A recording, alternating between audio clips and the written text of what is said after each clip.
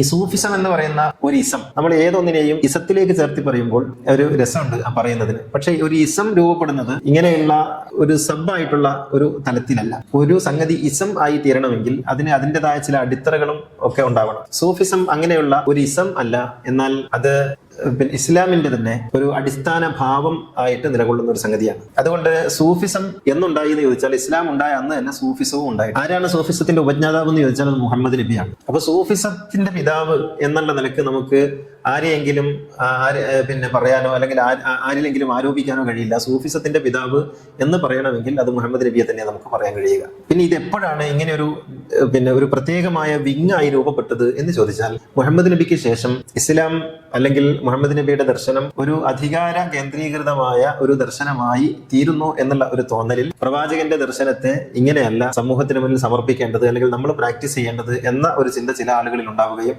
അവർ ഈ മുഖ്യധാരാ സമൂഹത്തോട് കലഹിച്ചുകൊണ്ട് മാറി നിന്ന് ജീവിക്കാൻ തുടങ്ങുകയും ചെയ്തെടുത്താണ് തസവൂഫിന്റെ ഒരു പ്രത്യേകമായ ഒരു കമ്പാർട്ട്മെന്റ് രൂപപ്പെട്ടു വരുന്നത്.